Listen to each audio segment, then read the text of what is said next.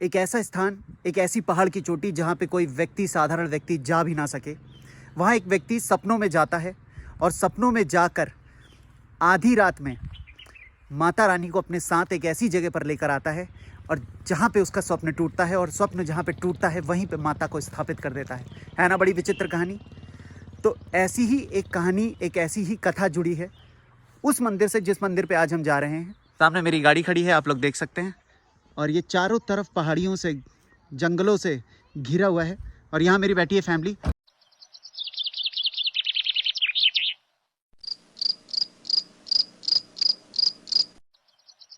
उत्तराखंड एक देवभूमि है जहाँ बहुत से देवी देवता पूजे जाते हैं।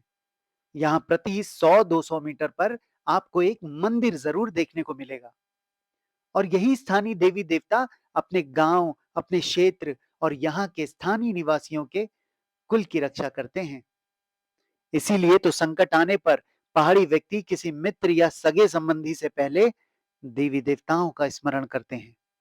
आज आपको एक ऐसे करुणामयी, दयामयी, कृपामयी माँ के मंदिर के दर्शन करवाने वाला हूँ।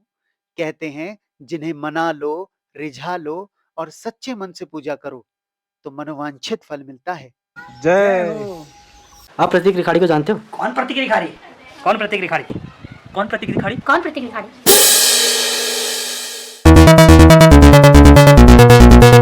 सो hey guys, welcome back to the channel कौन प्रतीक रिखाड़ी। मैं हूँ एक पहाड़ी, प्रतीक रिखाड़ी। से खुशी मनाओ एक नई सुबह की और एंजॉय करो एक नया व्लॉग। मुस्कुराइए क्या भारत में, और भारत से बेहतर कोई देश नहीं। मुस्कुराइए इसलिए कि जीवन के दिन है 4, इनको क्यों करें बेकार। तो चलते हैं सबसे पहले आगे मंदिर की तरफ, और आप लोगों को दिखाता हूँ कैसा मंदिर है, कैसा क्या कुछ कहानी कथा जुड़ी है। आगे मैं इस ब्लॉग में ज़रूर बताऊंगा। आप लोग सुनते रहिए और देखते रहिए हमारा ब्लॉग। हम पहुंच चुके हैं उत्तराखंड के पिथौरागढ़ जिले में, पहाड़ों की चोटियों पर, जहां से हिमालय का विहंगम दृश्य देखने को मिलता है।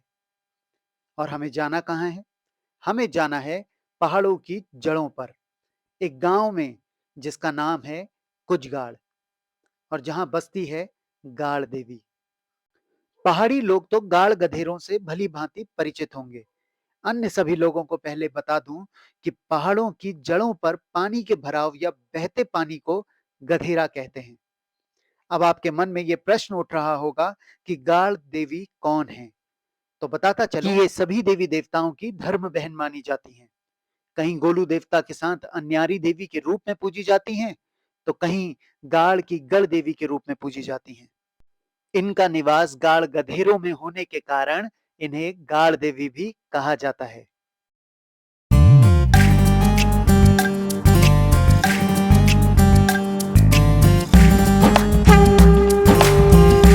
वैसे तो आपने अनेकों बार सुना होगा कि मानव द्वारा किसी मंदिर का निर्माण हुआ हो, परंतु क्या कभी ऐसा सुना है कि माँ अपने मंदिर के स्थान को बदलने की बात करे? माता रानी के मंदिर अक्सर पहाड़ों की चोटियों पर होते हैं, जहां पर जाना थोड़ा कठिन हो सकता है। परंतु क्या कभी कोई ऐसा मंदिर सुना है जहां कोई पहुंच ही ना पाता हो? तो फिर पूजा कैसे, दर्शन कैसे होंगे? यही सब देखने के लिए हम आतुर थे और पल पल बढ़ रहे थे माता के मंदिर की तरफ। दोस्तों, मंदिर प्रांगण में पहुंच चुके हैं, मंदिर परिसर में पहुंच चुके हैं, और बड़ी ही सुंदरता चारों तरफ दिख रही है मुझे, प्राकृतिक। चारों तरफ यहाँ पेड़ों से घिरा है। और हाँ, शुरुआती दौर पे मैंने आप लोगों को, जब ये वीडियो शुरू कर रहा था, मैंने आप लोगों को बताया था कि इससे एक कथा जुड़ी हुई है बहुत ही सुंदर, कि एक व्यक्ति स्वप्न में उसको माता रानी आती हैं, और वो स्वप्न में ही माता रानी को उनकी एक स्थान से दूसरे स्थान में लेकर आता है, और दूसरे स्थान पे जहाँ स्थापित करता है वहीं वो मंदिर स्थापित हो जाता है। तो मैं आप लोगों को दिखाता हूँ कहाँ पे वो माता रानी थी, जहाँ पे लोग जा नहीं पाते थे और पूजा आदि नहीं हो पाती थी। तो ये जो आप बड़ी पहाड़ी देख रहे हैं, इस बड़ी पहाड़ी की चोटी पर माता रानी बसती थी, लेकिन पूजा आदि ना होने के कारण यहाँ पे पूजा नहीं हो पाती थी। ये स्थल ऐसा था जहाँ पे पूजा नहीं हो पाती थी, जिसकी वजह से एक व्यक्ति, जो चिमुसू गाँव है, तो यहाँ पे समीप में एक चिमुसू गाँव है जिस गाँव में खनका लोग रहते हैं, तो उसी में से किसी एक व्यक्ति को स्वप्न होता है रात में, और वो स्वप्न में ही चलता है, और स्वप्न में ही इस जगह से, सामने से यहाँ माता रानी को अपने साथ लेकर यहाँ पे स्थापित करता है, जहाँ पे आज आप लोग देख रहे हैं माता रानी का मंदिर है। तो ये है इसकी एक छोटी सी कहानी कथा।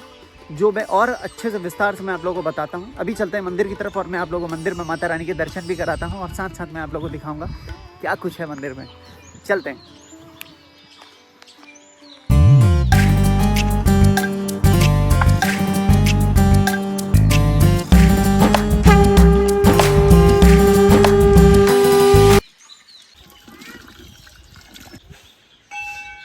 बोलो माता रानी की जय हो।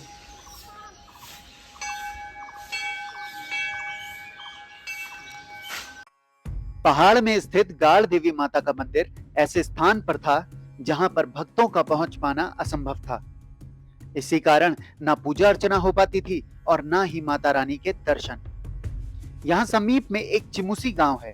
कहते हैं कि जहां के पूर्वजों में किसी व्यक्ति को रात में स्वप्न होता है और स्वप्न में माता रानी उससे कहती हैं कि मुझे पूजने के लिए मुझे सही जगह विस्थापित करो और मुझे यहाँ से ले चलो। फिर क्या था, वो व्यक्ति स्वप्न में ही माता रानी को अपनी पीठ पर बिठाकर लेकर निकल पड़ता है और जिस स्थान पर पहुंचकर उसका स्वप्न टूटता है वही माता का मंदिर बनाकर माता रानी की स्थापना की गई है।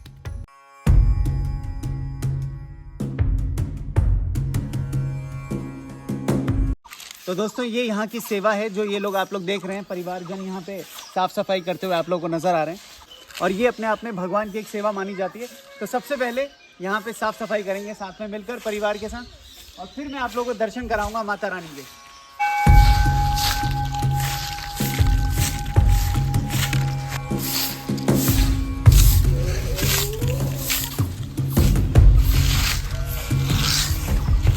बोलो माता रानी की जय हो।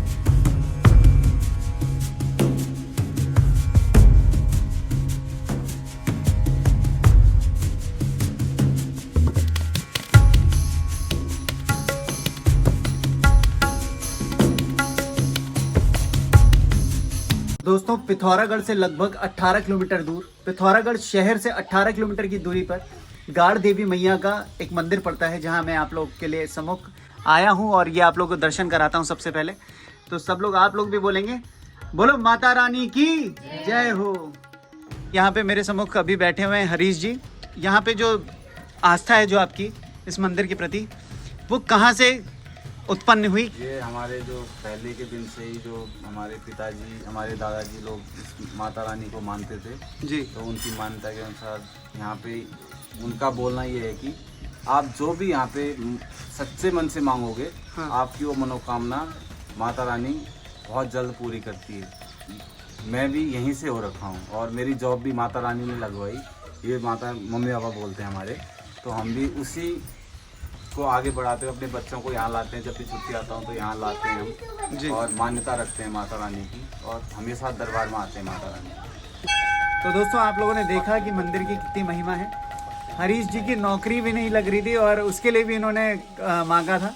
तो कहीं ना कहीं देखिए कर्मानुसार तो चीज़ें होती हैं और कर्म प्रबल ज़रूर होने चाहिए, लेकिन बाकी सब माता रानी का आशीर्वाद है। तो आप लोग भी कुछ मांगना है तो मांग लीजिए माता रानी से।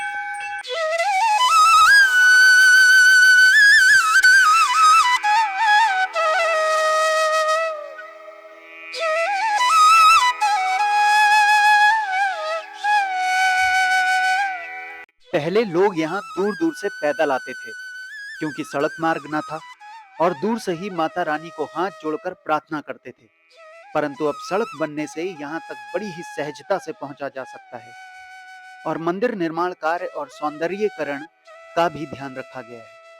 कहते हैं जो यहाँ एक बार आ जाता है वो दोबारा जरूर आता है क्योंकि माँ सभी इच्छाओं की पूर्ति करने वाली है। तो कैसे लग रहे हैं आपको हमारे ब्लॉग्स, कमेंट करके जरूर बताइएगा। हम इसी तरीके के सुंदर सुंदर ब्लॉग्स आप लोगों के लिए लाते रहेंगे।